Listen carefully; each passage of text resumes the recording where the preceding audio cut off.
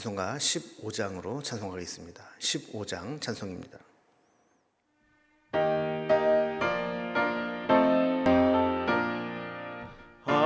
하나님의 크신 사랑 하늘에서 내리사 우리 맘에 항상 계셔 온전하게 하소서. 우리 주는 자비하사 사랑 무한하시니 두려워서 떠는 자를 구원하여 주소서. 걱정 근심 많은 자를 성령 감화하시며 복과 은혜 사랑받아 평안하게 하소서. 처음과 끝이 되신 주님 항상 인도하셔서 마귀 유혹 받는 것을 속히 끊게 하소서. 전능하신 아버지여 주의 능력 주시고 우리 맘에 임하셔서 떠나가지 마소서. 주께 영광 항상 돌려 천사처럼 섬기며 주의 사랑 영영토록 찬송하게 하소서. 우리들이 거듭나서 의미 없게 하시고 주의 크신 구원받아 온전하게 하소서.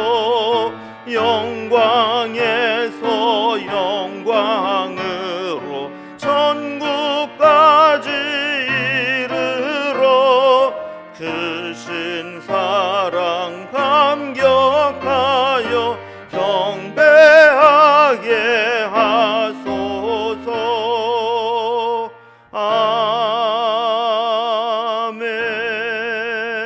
아멘. 오늘 함께 나눌 하나님 말씀은 사도행전 17장 16절에서 34절까지 말씀입니다. 사도행전 17장 16절에서 34절까지 말씀을 제가 봉독하겠습니다. 바울이 아덴에서 그들을 기다리다가 그 성에 우상이 가득한 것을 보고 마음에 격분하여 회당에서는 유대인과 경건한 사람들과 또 장터에서는 날마다 만나는 사람들과 변론하니 어떤 에피쿠로스와 스토아 철학자들도 바울과 쟁론할세. 어떤 사람은 이르되 이 말쟁이가 무슨 말을 하고자 하느냐 하고 어떤 사람은 이르되 이방 신들을 전하는 사람인가 보다 하니 이는 바울이 예수와 부활을 전하기 때문이러라. 그들을 붙들어 아레오바고로 가며 말하기를 네가 말하는 이 새로운 가르침이 무엇인지 우리가 알 수 있겠느냐. 네가 어떤 이상한 것을 우리 귀에 들려주니 그 무슨 뜻인지 알고자 하노라 하니 모든 아덴 사람과 거기서 나그네 된 외국인들이 가장 새로운 것을 말하고 듣는 것 외에는 달리 시간을 쓰지 않음이더라. 바울이 아레오바고 가운데 서서 말하되 아덴 사람들아 너희를 보니 범사에 종교심이 많도다. 내가 두루 다니며 너희가 위하는 것들을 보다가 알지 못하는 신에게라고 새긴 단도 보았으니 그런즉 너희가 알지 못하고 위하는 그것을 내가 너희에게 알게 하리라. 우주와 그 가운데 있는 만물을 지으신 하나님께서는 천지의 주제시니 손으로 지은 전에 계시지 아니하시고 또 무엇이 부족한 것처럼 사람의 손으로 섬김을 받으시는 것이 아니니 이는 만민에게 생명과 호흡과 만물을 친히 주시는 이심이라. 인류의 모든 족속을 한 혈통으로 만드사 온 땅에 살게 하시고 그들의 연대를 정하시며 거주의 경계를 한정하셨으니 이는 사람으로 혹 하나님을 더듬어 찾아 발견하게 하려 하심이로되 그는 우리 각 사람에게서 멀리 계시지 아니하도다. 우리가 그를 힘입어 살며 기동하며 존재하느니라. 너희 시인 중 어떤 사람들의 말과 같이 우리가 그의 소생이라 하니 이와 같이 하나님의 소생이 되었은즉 하나님을 금이나 은이나 돌에다 사람의 기술과 고안으로 새긴 것들과 같이 여길 것이 아니니라. 알지 못하던 시대에는 하나님이 간과하셨거니와 이제는 어디든지 사람에게 다 명하사 회개하라 하셨으니 이는 정하신 사람으로 하여금 천하를 공의로 심판할 날을 작정하시고 이에 그를 죽은 자 가운데서 다시 살리신 것으로 모든 사람에게 믿을 만한 증거를 주셨음이니라 하니라. 그들이 죽은 자들의 부활을 듣고 어떤 사람은 조롱도 하고 어떤 사람은 이 일에 대하여 네 말을 다시 듣겠다 하니 이에 바울이 그들 가운데서 떠나매 몇 사람이 그를 가까이 하여 믿으니 그 중에는 아레오바고 관원 디오누시오와 다말이라 하는 여자와 또 다른 사람들도 있었더라. 아멘.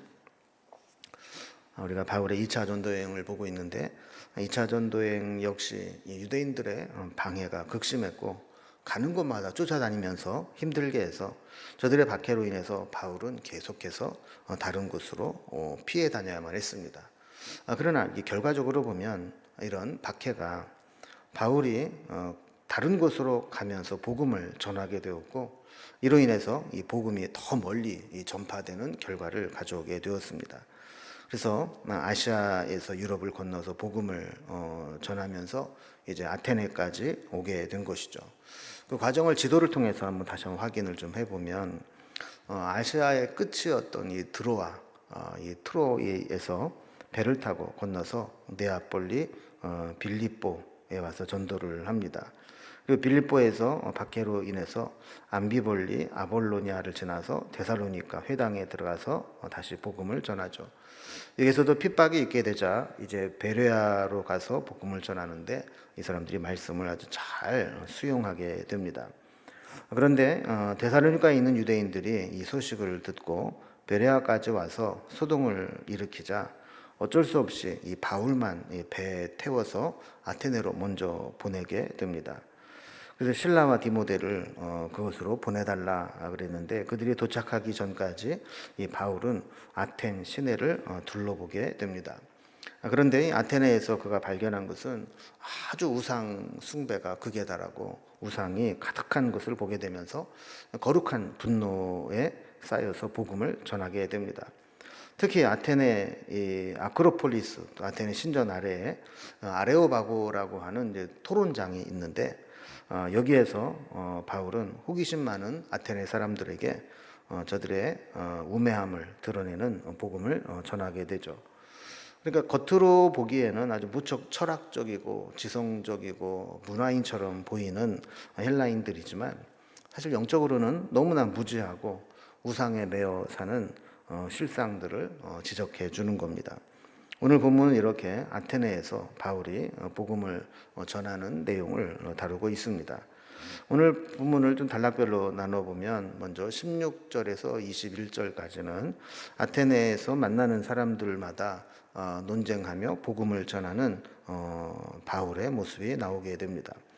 22절에서 31절까지는 그러다가 아레오바고에 가서 그들과 본격적으로 공개 토론을 하면서 설교하는 장면이 나오게 됩니다. 그리고 32절에서 34절까지는 아테네에서 그가 복음을 전하면서 했던 사역들이 어떤 결과를 가져왔는지 그 결과들을 기록하고 있습니다. 먼저 아테네에서 바울이 만나는 사람들마다 논쟁하며 복음을 전했던 내용을 살펴봅니다. 어제 살펴본 말씀에 이어서 보면 이 베레아에서 상황이 얼마나 급했든지 바울 일행들이 함께 움직이지도 못하고 바울만 먼저 급하게 도망치듯 나와서 배를 타고 먼 길을 돌아서 아덴까지 온 것을 보게 됩니다. 실라와 디모데를 보내달라 이렇게 부탁을 하고 그들이 오기까지 기다리던 중에 바울은 아텐 시내를 이렇게 둘러보게 됩니다. 좀 기다리면서 바울과 디모데가 도착할 때까지 쉬었다가 시작해도 될 텐데 바울은 그렇게 쉬고 있을 수가 없었죠. 이 복음의 열정 때문에 아테네를 돌아다니면서 상황을 보고 있습니다. 16절에 보면 바울이 그들을 기다리다가 그 성에 우상이 가득한 것을 보고 마음에 격분했다 그랬습니다. 그러니까 바울이 살펴본 아테네는 바울이 생각했던 것, 기대했던 것과는 너무나 달랐던 것입니다. 철학과 또 헬레니즘 문화의 요람인 아테네의 실상은 바울이 기대했던 것과 같은 지성과는 거리가 멀었던 것이죠. 그래서 바울은 아마 그런 자기 어떤 학문과 또 신학을 가지고 철학적으로 논쟁을 하고 복음을 전하면 그들이 예수를 믿을 거라는 기대를 가지고 있었던 것 같습니다. 근데 막상 현실은 온통 우상으로 가득 차 있었고 그냥 아주 우매한, 영적으로 우매한 그런 우상 숭배를 보면서 격분하며 이 거룩한 분노를 느끼게 된 것이죠. 그래서 그들에게 복음을 전하게 되는데 17절에 보면 안식일에는 회당에 가서 유대인과 경건한 사람들에게 복음을 전하게 됩니다.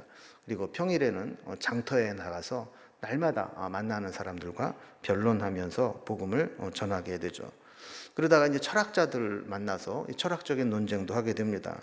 18절에 보면 에피쿠로스 학파 사람들과 스토아 학파 철학자들이 바울과 쟁론했다 이렇게 이야기를 하고 있습니다.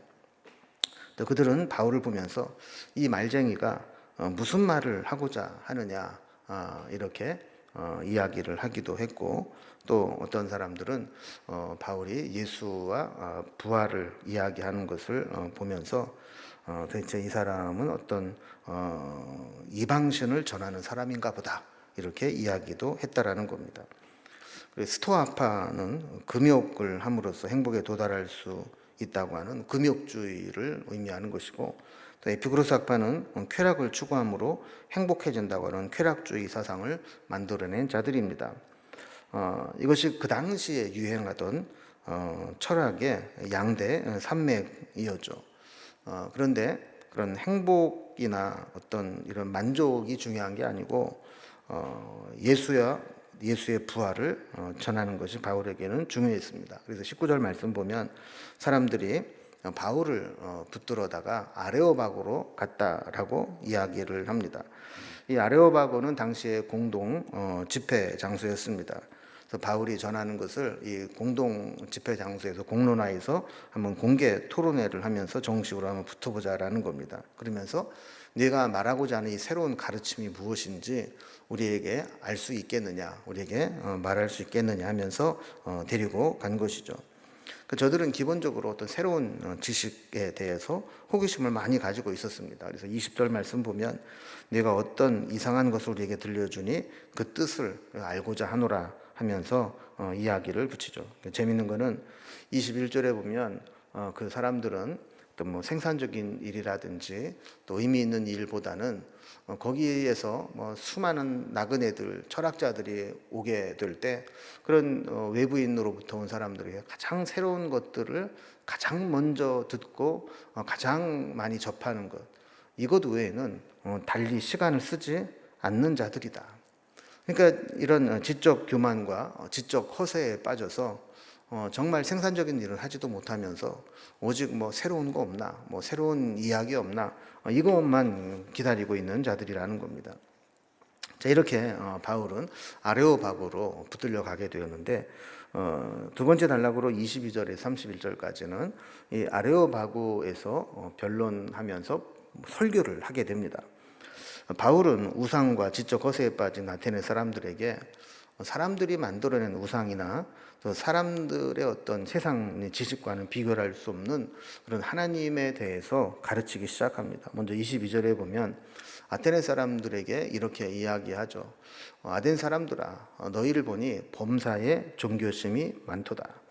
사실 점잖게 얘기해서 범사에 종교심이 많다라는 것이지, 사실은 야, 니들 보니까 범신론에 빠져 있다. 온통 우상에 찌들려 살고 있고 우상에 매여 있고 그 우상으로부터 자유롭지 못하고 있다라는 이야기입니다. 단적으로 23절에 보면 우상을 섬기는 제단들을 내가 쭉 살펴봤는데 심지어는 알지 못하는 신에게라고 새긴 단도 보았다라는 겁니다. 왜 알지 못하는 신에게라고 하는 그 제단을 만들었을까요? 그러니까 온갖 신들을 다 섬기면서 제단을 만들었는데 혹시 몰라서 못 모신 신이 있다면 그 신이 얼마나 서운해 하겠느냐는 거예요. 그래서 서운한 마음에 해코지라도 하면 어쩌나 하는 염려에서 그 알지 못하는 신들을 한꺼번에 다 모아서 그들도 섬기겠다 하는 제단이라는 겁니다. 그러니 얼마나 온갖 잡신의 두려움에 사로잡혀 있는 겁니까? 그러면서도 이게 얼마나 우매한 것인지조차 인식하지 못하고 살아가는 게 이 아테네 사람이라는 겁니다. 좀 아이러니한 거죠. 세계 최고의 철학을 가르치고 토론하는 곳에서 이 우상에 이렇게 빠져 사는 사람들이 있다는 겁니다. 이제 바울은 이런 우상들과는 비교할 수 없는 하나님의 존재에 대해서 설교를 하기 시작합니다. 24절에 보면 하나님은 어떤 분인가? 우주와 그 가운데 만물을 지으신 천지의 주제시다. 하나님이 이 천지 만물을 다 지으신 분이다.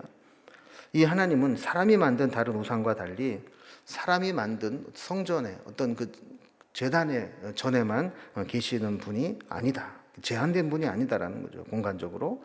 또 25절에 보면 하나님은 무엇이 부족해서 사람들에게 섬김을 받거나 또 사람들에게 뭔가를 요구하는 그런 신이 아니라는 겁니다. 도리어 만민에게 생명과 호흡과 만물을 친히 나누어 주시는 분이다라고 이야기를 하는 거죠. 그러니까 저들이 섬기는 우상과는 비교할 수 없는 분이 바로 하나님이다라는 겁니다. 26절에 보면 하나님은 인류의 모든 민족을 한 혈통으로 만드셨다 그럽니다. 다시 말하면 한 조상으로부터 여러 모든 인류를 내셨다라는 겁니다. 그리고 그 다양한 민족들이 그들이 살아갈 시대와 영토를 다 정해주셨다라는 거예요. 그래서 27절에 보면 사람이 만약에 하나님을 더듬어 찾으려고 한다면 발견할 수 있을 정도로 하나님께서는 우리에게서 멀리 계시지 않고 가까운 데 계시는 분이다라고 이야기를 하는 겁니다. 어느 정도로 가까이에 계시느냐, 어느 정도로 우리와 함께 하느냐, 28절에 보면 우리가 그를 힘입어 살며 기동하며 존재하는 것이다라고 이야기를 합니다. 그러니까 우리가 하나님 안에서 숨쉬고 움직이며 살아간다라는 것이죠.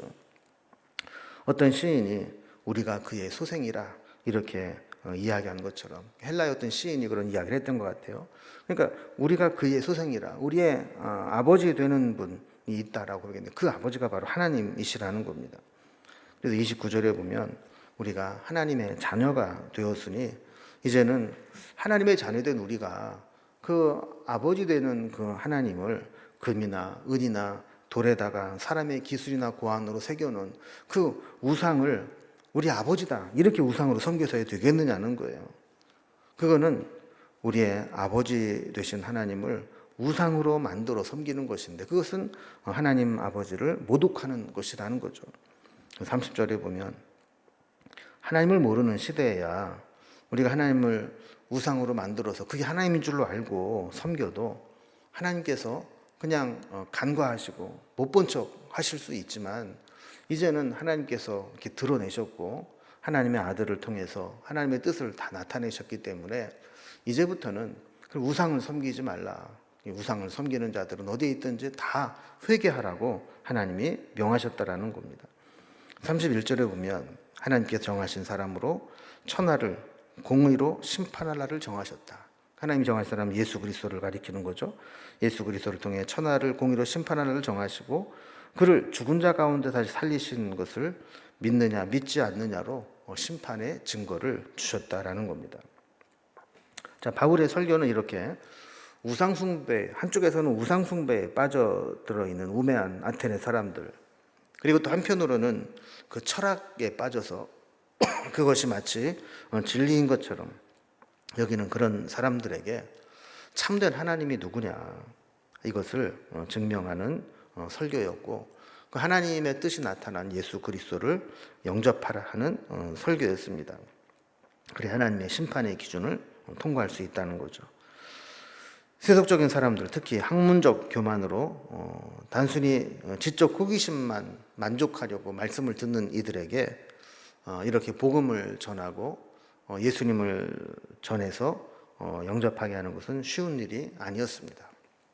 그래서 바울이 아테네에서 이렇게 복음을 전했을 때 그 아테네의 사역의 결과는 어떠했는지 이렇게 보면 어디에서나 그랬듯이 말씀을 들은 사람들이 반응이 둘로 나타납니다. 32절에 보면 죽은 자의 부활에 대해 설교를 듣고 어떤 사람은 조롱을 했다.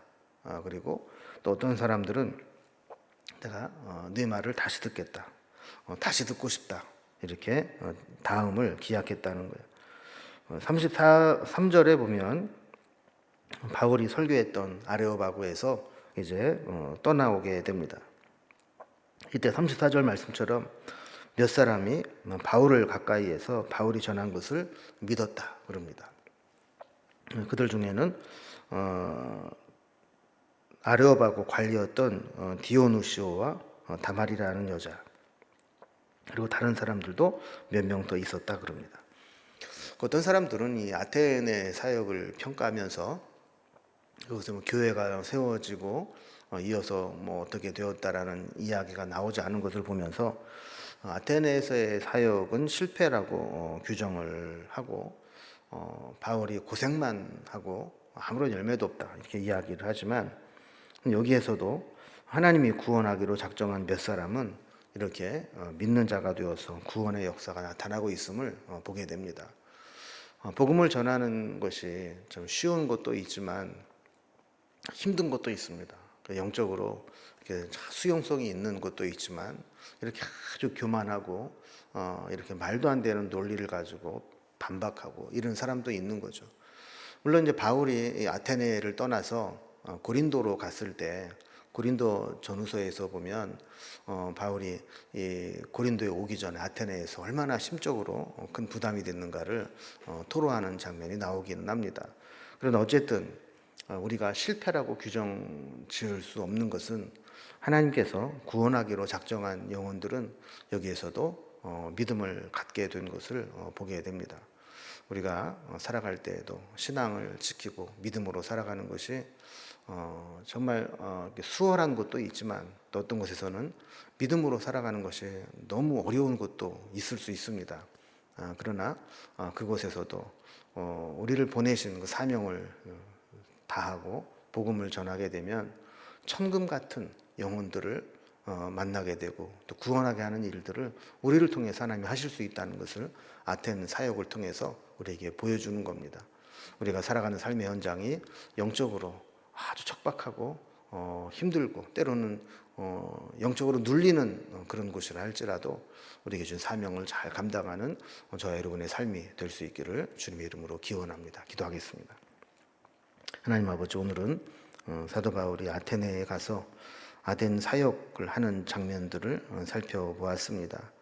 겉으로 보기에는 지성인들처럼 보였지만 속으로 실상은 우상 숭배에 찌들어 있고 말도 안 되는 세상 철학에 눌려 있는 것들을 보게 됩니다.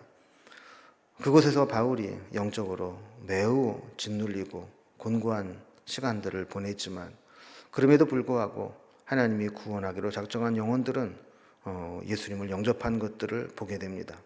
우리도 살아가는 삶의 현장들이 복음에 열려 있는 것이 아니라 오히려 믿는 자들을 억압하고 영적으로 짓눌리게 하는 곳일 수 있지만 그곳에서 믿음을 지키게 하시고 이겨내게 하시고 또 복음을 전하는 사명을 감당해서 나로 하여금 그곳에서도 하나님 예비하신 천금 같은 영혼을 주께로 인도할 수 있는 사명을 감당하게 도와주시옵소서. 오늘도 우리의 삶의 현장에서 언제나 우리 함께 하실 주님을 바라보며 예수님의 이름으로 기도드리옵나이다. 아멘. 각자의 기도 제목들로 자유롭게 기도하시겠습니다.